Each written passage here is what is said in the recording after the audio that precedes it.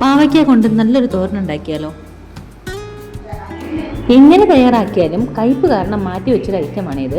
ഈ ഇടയ്ക്ക് ഒരു വീഡിയോ കണ്ട ശേഷം ഞാൻ ഇതിൻ്റെ ഒരു തോരൻ തയ്യാറാക്കി നോക്കി. കിടിലനായിരുന്നു. അത് നിങ്ങൾക്ക് കൂടി ഷെയർ ചെയ്ത് തരാമെന്ന് വെച്ചാണ് ഞാൻ ഈ വീഡിയോ ചെയ്യുന്നത്. ഇതിനായി ഞാനിവിടെ ഒരു പാവയ്ക്ക, ഒരു മീഡിയം ടൈപ്പ് സവാളയും 2 പച്ചമുളകുമാണ് എടുത്തിരിക്കുന്നത്. പാവയ്ക്ക വളരെ കനം കുറച്ച് അരിഞ്ഞെടുക്കുക.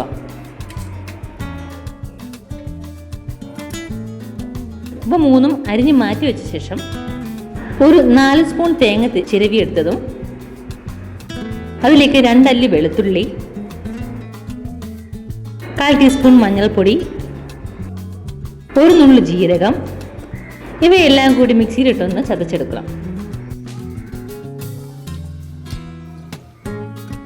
നമ്മൾ മുമ്പ് അരിഞ്ഞു വെച്ച പാവയ്ക്കയിലേക്ക് ചതച്ച തേങ്ങയും ഉപ്പും 1 തണ്ട് കറിവേപ്പിലയും കൂടി ചേർക്കാം.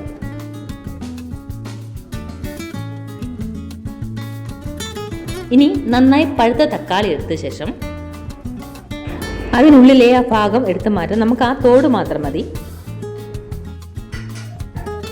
അത് ചെറുതായി അരിഞ്ഞെടുക്കണം.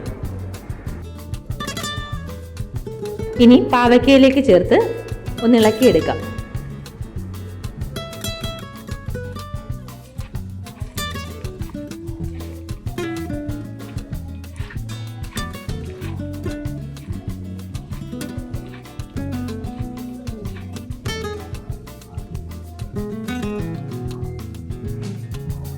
ഇനി ചൂടായ ചീനച്ചട്ടിയിലേക്ക് എണ്ണ ഒഴിച്ച്, എണ്ണ ചൂടാകുമ്പോൾ അതിലേക്ക് 2 വറ്റൽമുളകും കുറച്ച് കടുകും കൂടി ചേർത്ത് കടുക് വറുക്കും.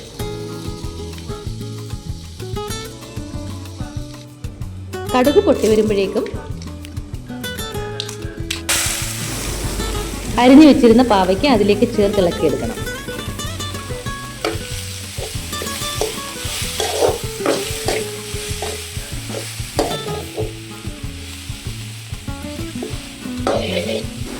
വെള്ളം ഒട്ടും ചേർക്കണ്ട.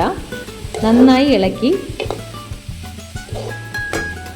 അടുപ്പിച്ച ശേഷം ഒരു പാത്രം വെച്ച് അടച്ച് വേവിക്കാം.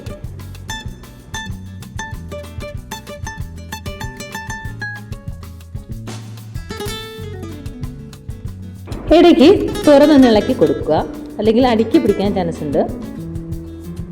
പാവയ്ക്ക കൊണ്ടുള്ള തോരൻ റെഡിയായിട്ടുണ്ട്. ഈ തോരന് കയ്പ്പ് തീരെ കുറവാണ് കേട്ടോ. വളരെ സിമ്പിളായിട്ട് പെട്ടെന്ന് ഉണ്ടാക്കിയെടുക്കാൻ പറ്റിയ ഒരു തോരനാണ്. ട്രൈ ചെയ്ത് നോക്കിയിട്ട് അഭിപ്രായം അറിയിക്കണേ.